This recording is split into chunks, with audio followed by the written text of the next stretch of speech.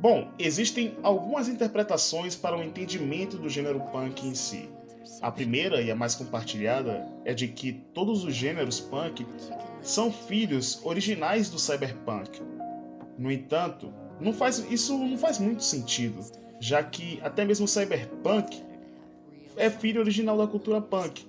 Por isso, para não haver nenhuma desavença ou inverdade nesse vídeo, vamos dizer que todos os gêneros que serão falados aqui são filhos da cultura punk.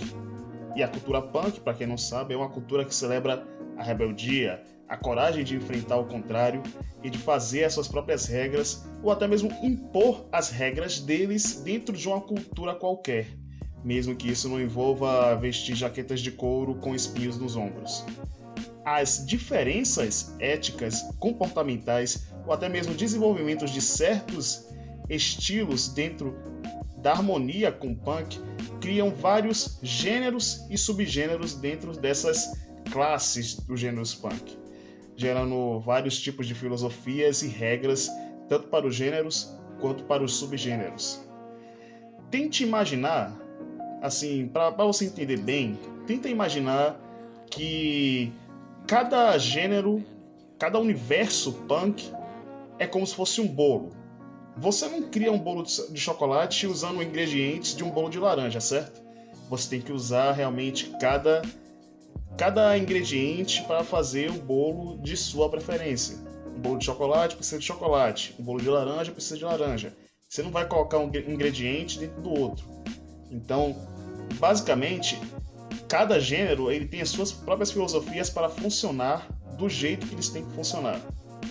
E cada universo ele tem as suas próprias peças para ser enquadrado nos gêneros que serão falados aqui.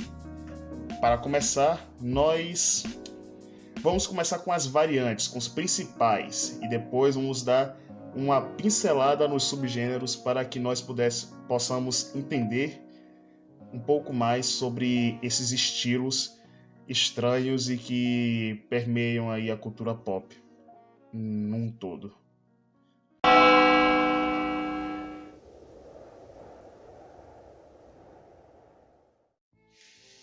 Vamos começar com um dos gêneros que o pessoal mais lembra quando se fala de gênero punk, que no caso é o steampunk. O steampunk, ou vapor punk, ou techno a vapor, é uma variação que ganhou fama lá no final dos anos 80 e no início dos anos 90, tratando de obras ambientadas lá no passado, lá na era vitoriana, coisas de 1908 até 1912.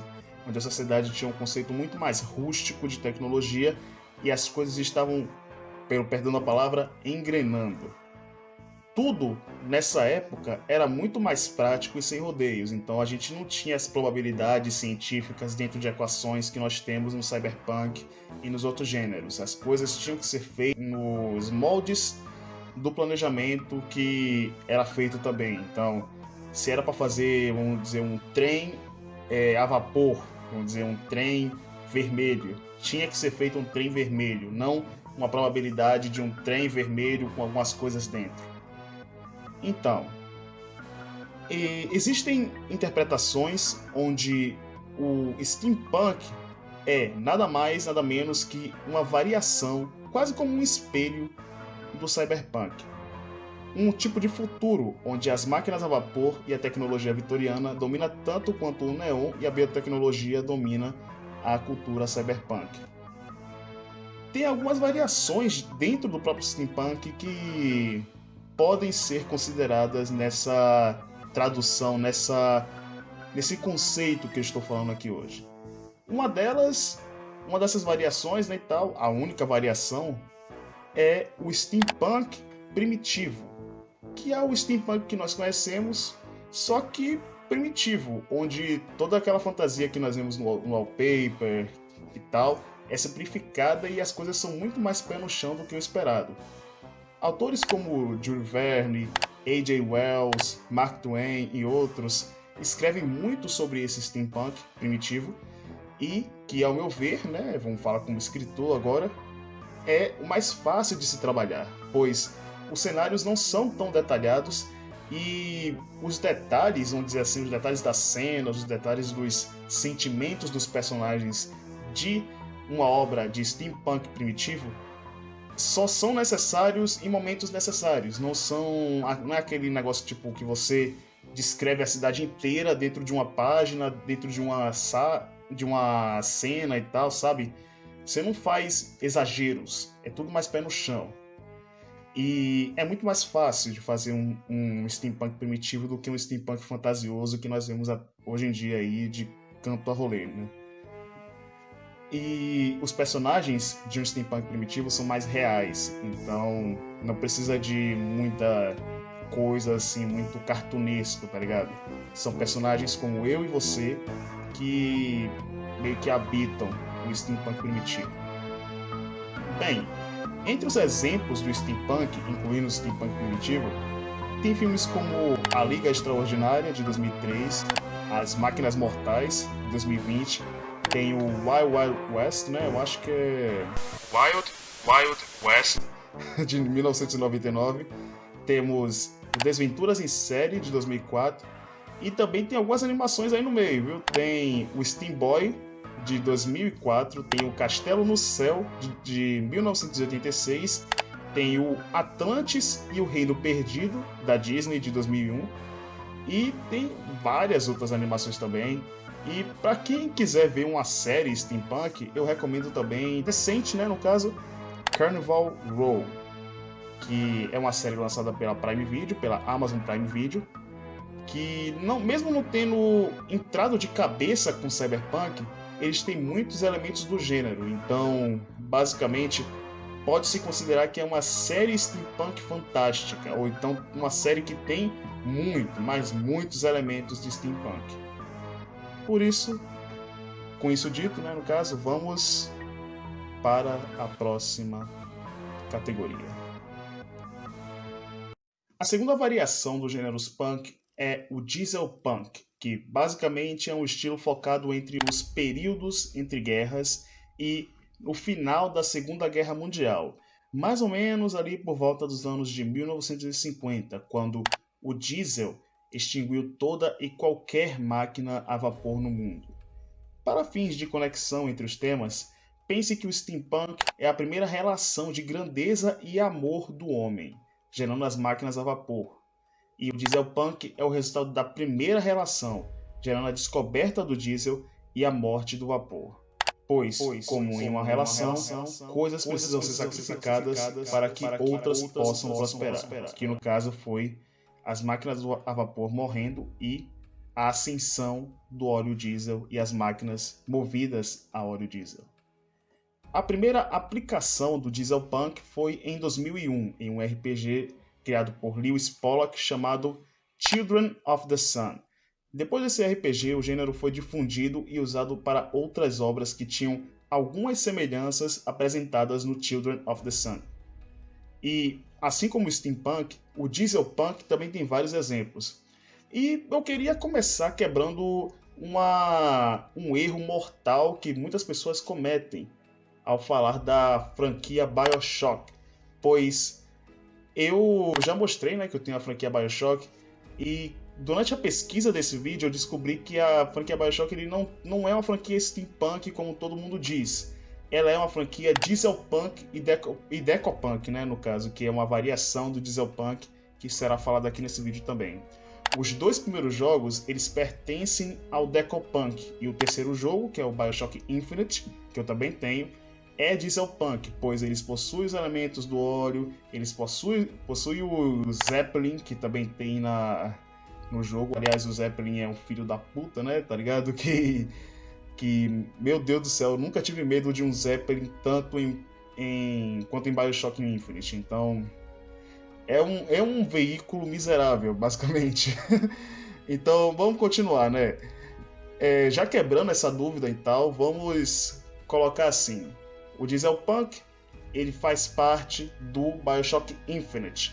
E o BioShock 1 e 2 e o Burial at Sea, que é a DLC do Infinite, ele é decopunk.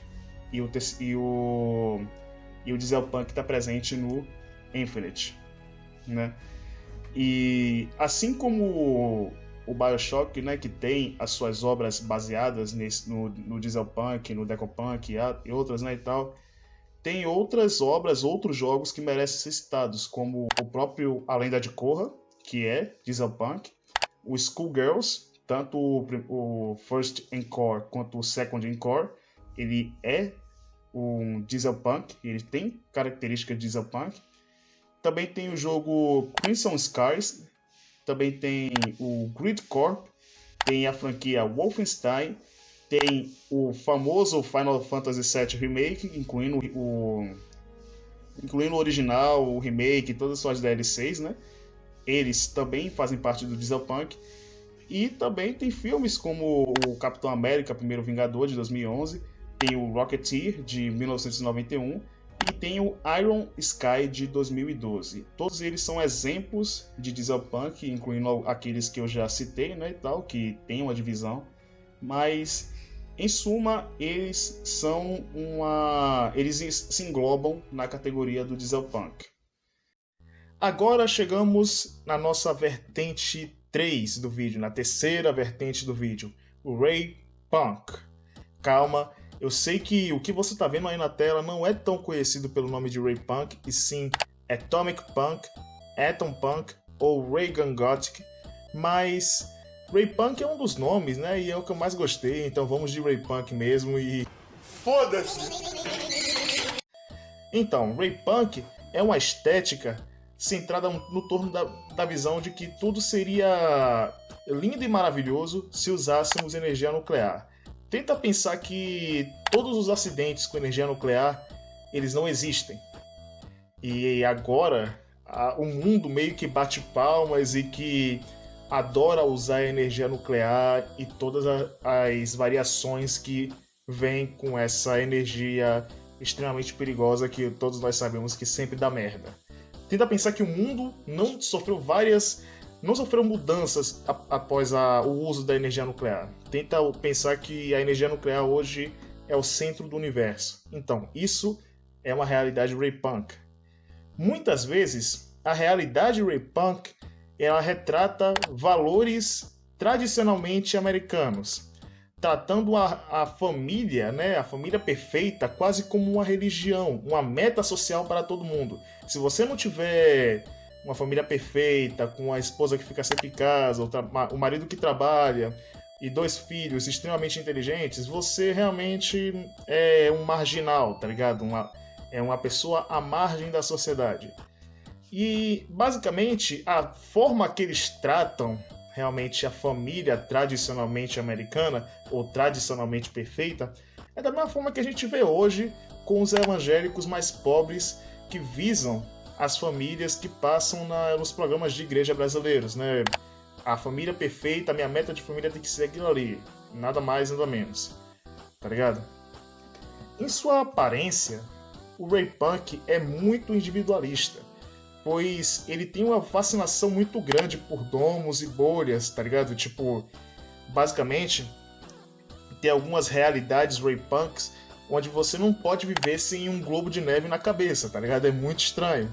E ainda mais, tem isso, né? Essa fascinação pelo individualismo faz com que as casas e os prédios também sejam tão isoladas quanto, pois tem algumas histórias que têm a temática Ray Punk que basicamente se tornam entre cidades em voltas de domos no meio do espaço, ou então domos no meio de um planeta Terra, onde o lado de fora é destruído. Então, tipo, pense que a Terra tá cheia de domos, pequenos domos dentro de, como é que se diz? E dentro desses domos, no caso, tem várias cidades, vários pequenos bairros e tal, várias pequenas famílias que vivem lá. Então, assim, o próprio domo, o próprio globo, ele meio que enfatiza o individualismo e traz essa noção ainda mais, né? Ele meio que enfatiza ainda mais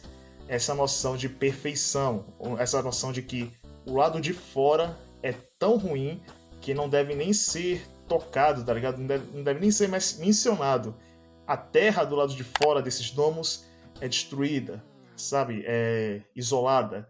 enquanto a vida dentro desses domos é basicamente perfeita e que deve ser agraciada e coisas do tipo, tá ligado?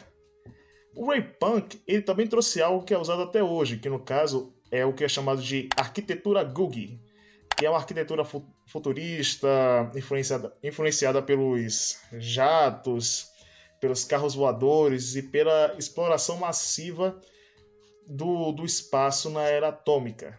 Então, pense que tem muitas formas geométricas, tem muito uso de branco, tem muito neon suave, tem muito uso de vidro na temática Ray Punk e muito aço. Então, meio que pense que é uma visão, é um futuro muito geométrico e muito com aqueles neons assim, sabe?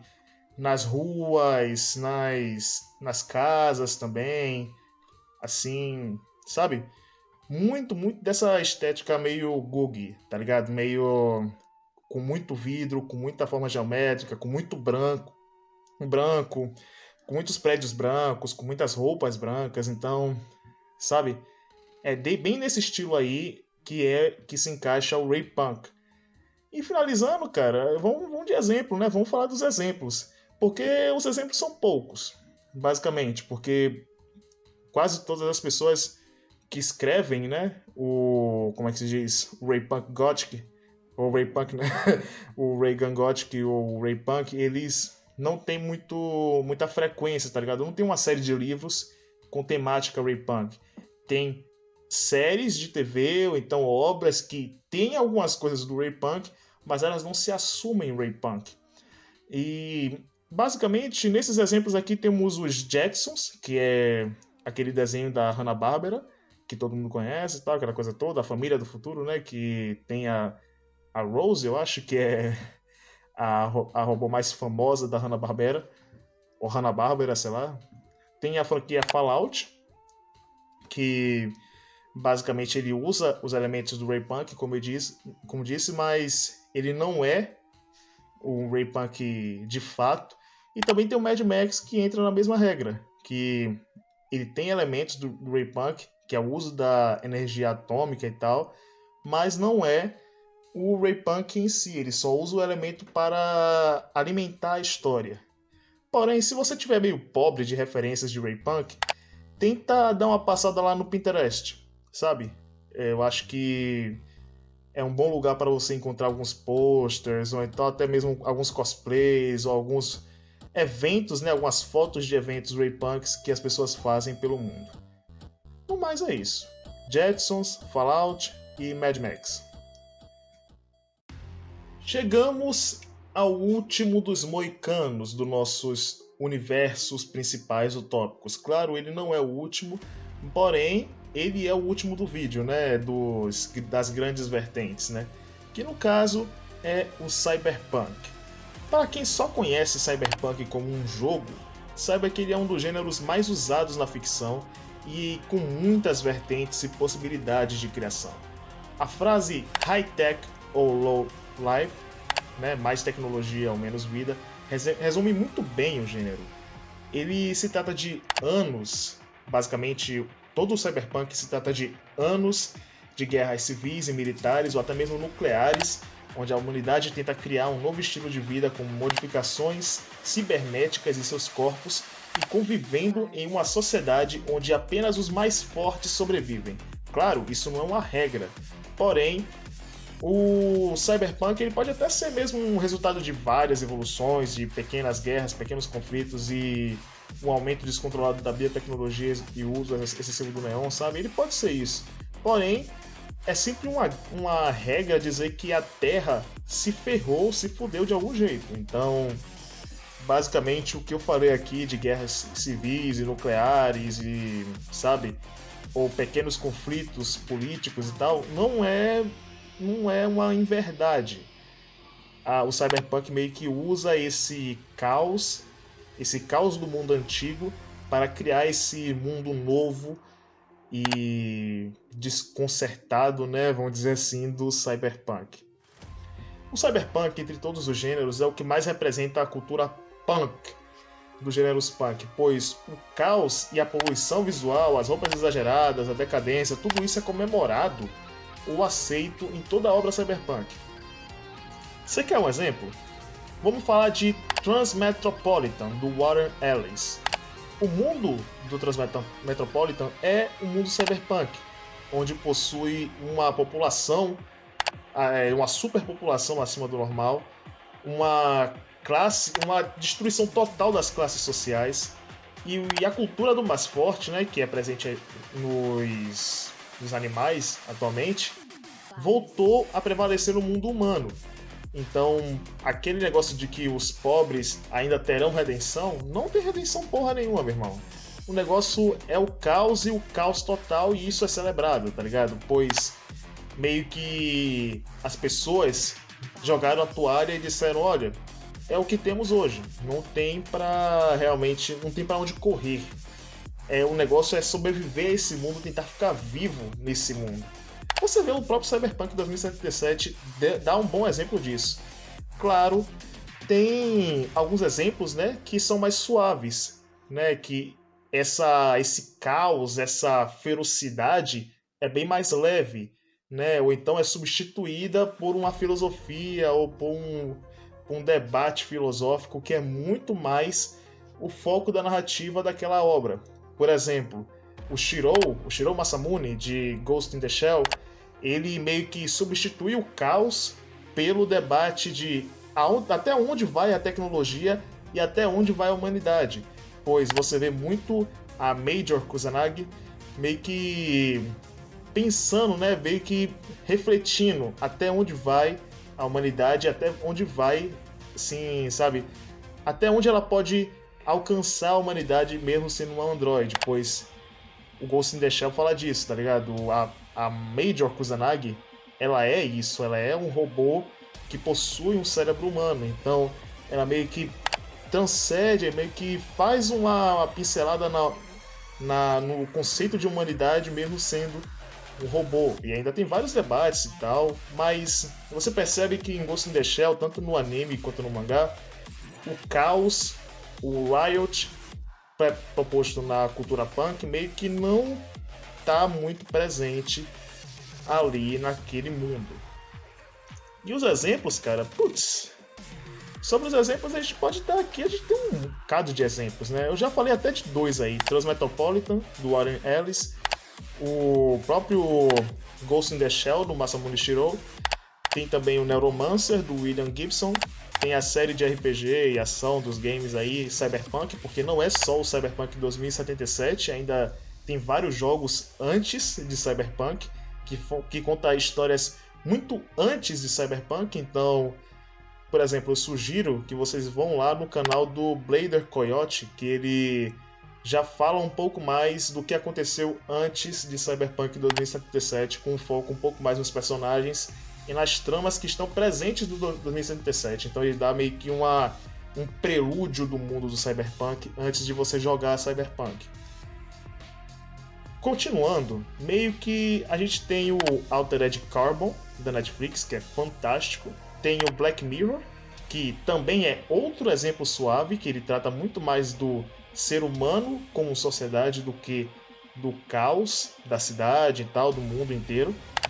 Tem também a série Deus Ex, né, que tem os jogos Deus Ex, Mankind Divided, e também tem o primeiro Deus Ex, que é fantástico também. Então, cara, o que mais tem aí é exemplo de Cyberpunk, cara. O que mais tem aí é obra de Cyberpunk. Então, cara, vá lá pesquisar, vá lá explorar, que, sinceramente, você vai encontrar cada bizarrice, então cada história foda que você não vai querer sair, né?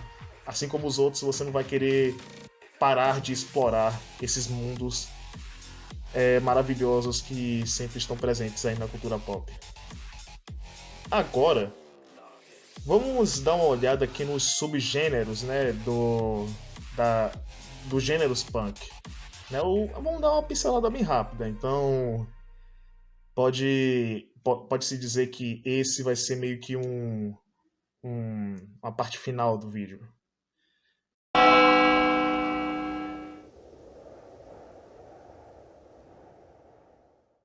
Então, pessoal, esse tópico vai ser bem rápido mesmo, para a gente não perder muito tempo aqui, né, e tal, porque falar de cada gênero, né, já foi difícil. Então, vamos realmente fazer um resumão aqui, né, de tudo e, como é que se diz, vamos dar uma ênfase aos subgêneros dos gêneros punk. Lembrando que o que será falado aqui será dividido por cada gênero principal que foi falado antes. Então, nós iremos aos derivativos do steampunk, depois dos derivativos do dieselpunk, depois do raypunk e assim por diante. Depois nós finalizamos o vídeo. Vamos ao steampunk.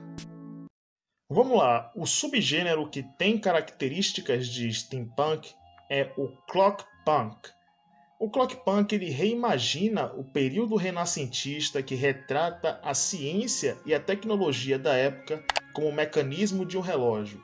E claro, tem toda uma filosofia de que tudo está pré-determinado e calculado. Então, tem muitos mecanismozinhos, sabe? Tem muitos gears de relógio, tem muitos Googles também, assim como o steampunk tem muitos Googles de, sabe, binóculos Googles, sabe? E tem sempre aquele negócio de relógio, de pré-determinação e coisas do tipo. O gênero do clockpunk ele já teve alguns exemplos muito famosos, né? Que no caso é a franquia de jogos Dishonored, né? Da Arcane Games. Que essa aqui, sinceramente, porra, eu tenho que jogar, velho. Sinceramente, tá na minha lista de jogos do PS4. Eu vou te falar. Dishonored 2, Dishonored DLC, tá ligado? Que eu já sei que tem uma DLC aí. Então, pô. O meu medo, cara, de jogar Dishonored é que assim, eu não sei se eles tiraram o jogo do PS4, porque da data que você tá falando desse vídeo aqui, que você tá ouvindo esse vídeo, a Microsoft comprou a Bethesda, a ZeniMax, que vem com a Arcane e tal, todo mundo junto. E eu tô com medo de que eles tirem esse jogo do PS4 antes de eu comprar um PS4. Se for assim, eu tô fudido. Mas, enfim. Os outros exemplos do steampunk vêm da série Da Vinci Demons e do jogo, mais um jogo, né, tal. Esse que não é da Arcane, mas é muito famoso também, que é o Thief, ou Thief, não sei. Mas vamos falar com Thief, né? Que tem pra PS3 também, eu tô vacilando, tem pra PS3 também, e eu vou jogar algum dia aí que eu tomar uma vergonha na cara. Vagabundo! Ah, e tem uma característica também. O clockpunk, para os fãs de steampunk, ele é considerado, abre aspas, um steampunk sem vapor. Porra, pelo amor de Deus! Cara, de alguma forma eu achei isso engraçado, tá ligado? Um steampunk sem vapor. Então, se você tiver em dúvida aí o que é clockpunk, o que é steampunk, se não tiver vapor, cara, é clockpunk. Se tiver vapor, é steampunk. Pronto, acabou. Então vamos pro próximo. Sem perder tempo, vamos falar do subgênero do dieselpunk. O subgênero do dieselpunk, o derivativo do dieselpunk, é o decopunk, mas também pode ser chamado de coalpunk, que é um estilo que representa esse canal que você está vendo nesse vídeo, né, cara? Que é um estilo que realmente celebra o Art Deco, o estilo de arte Art Deco, aquele estilo mais clássico, Grand Gatsby e tal. Isso, basicamente, é a onda do decopunk, é ele celebrar o Art Deco. Esse estilo também celebra a época de 1920 até 1950. Uma grande precursora do steampunk, né? A Sarah M. Harvey, criadora de livros como Tower Forgotten e Dragons Composed, ela meio que falou algumas coisas sobre o decopunk. Vamos abrir as aspas para ela. Sarah Harvey, ela disse que, abre aspas, decopunk ele é mais brilhante que o dieselpunk, fecha aspas. E ela complementa, abrindo aspas de novo. O dieselpunk é uma versão corajosa do steampunk, ambientada em décadas de 1920 até 1950, ou seja, épocas de guerra, enquanto o Decopunk é uma versão Art Deco do mesmo período, porém é tudo cromado, fecha aspas. Então você percebe que tanto o Dieselpunk quanto o Decopunk, que também é o seu filho, vamos dizer assim, eles são meio que obras, né, meio que universos corajosos, porque eles falam de basicamente épocas de guerra, épocas de caos, épocas onde muitas pessoas têm pesadelos até hoje, principalmente pessoas da Europa, que tiveram realmente parentes dessa época. Então realmente é uma época bem sensível para se falar. Porém, tem realmente pessoas que curtem o Decopunk e que realmente não dá para não dizer que não é uma ambientação corajosa, né? Claro, se a própria precursora do steampunk falou isso, quem sou eu para negar, né? Então, o Decopunk ele tem exemplos bem legais. Você lembra que eu disse lá no próprio Dieselpunk que as pessoas meio que confundiam muito a franquia BioShock? E eu disse que ela era Dieselpunk e Decopunk? Então, o Decopunk ele está presente nos jogos 1, 2 e na DLC do Infinity, que é o Burial at Sea. Então você vai encontrar muito de Decopunk no BioShock 1, 2 e Burial at Sea. E também, né, tem outros exemplos, né, que você pode encontrar o Art Deco, né, o Decopunk, que no caso é a primeira série animada do Batman, né, que é a Batman The Animated Series, né, no caso. E tem o filme Dick Tracy, de 1990. Também tem o Rocketeer também, que usa muito do Art Deco, né? E ele pode ser considerado um pouco de Decopunk também, por conta das suas artes, não só de publicação, mas também de cenários e tal, coisas do tipo roupas. Então, o Rocketeer de 91 também tem muito de Decopunk. Então, vamos realmente para o próximo e último da lista de subgêneros, né? Presentes nesse vídeo, que realmente vai ter algumas coisas para falar aí que é meio grandinha a lista, sinceramente. Por último, nós temos o Ray Punk. Por que por último? Porque o Ray Punk é o que mais tem variações, pelo menos nesse vídeo que será postado aqui na Story Notes. E cara, vamos começar realmente contando vários exemplos aqui, sabe, bem rápidos, para nós não perdermos muito tempo, né? No Ray Punk nós temos a variação que é o Steel Punk. Não é Steampunk, mas sim Steel Punk. Meio que aço, né? Steel, aço. Então, Steel Punk, que é uma pegada mais exterminador, onde as pessoas meio que valorizam mais o hardware do que o software. Meu Deus do céu, vou ter que explicar. O hardware é o computador em si, as peças, os teclados e tal, e o software é o Windows que faz os seus Facebooks aí funcionarem. Então, no Steelpunk eles valorizam mais o hardware, então você vê muito robô, você vê muita coisa e tal, sabe?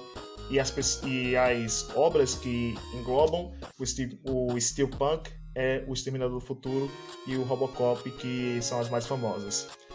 Temos também o Island Punk, que mostra um universo onde tudo é baseado em ilhas e tecnologias anacrônicas como gravetos, pedras e tal. O mais simples de verdade, então realmente é meio que uma glorificação da Idade das Pedras.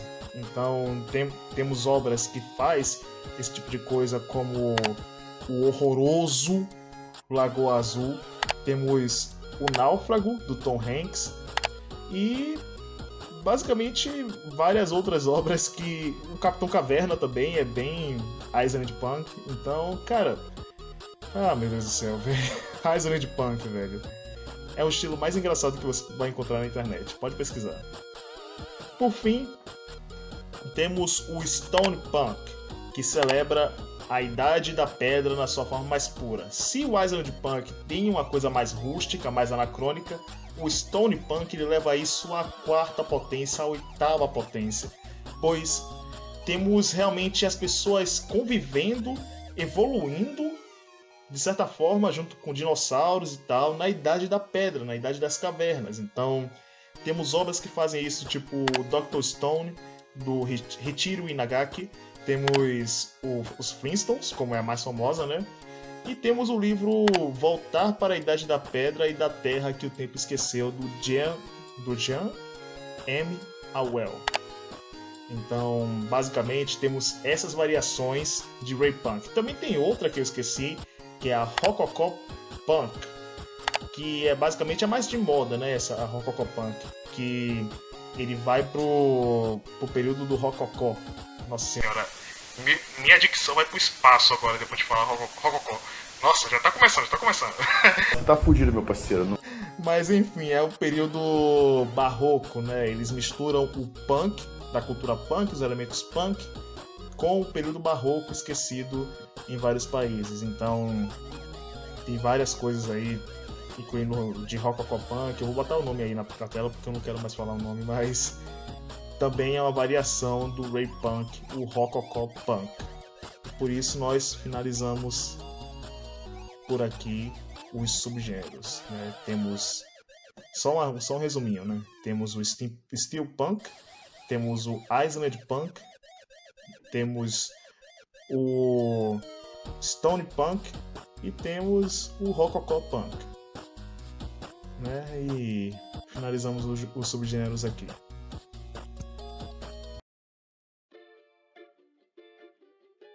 Aê! Finalizamos o vídeo! Sim, pessoal, finalizamos o vídeo. Esse é o fim do vídeo. Caramba, velho. Finalmente acabou, velho. Finalmente acabou. Quase que não sai a gravação desse vídeo, a gravação dos áudios desse vídeo.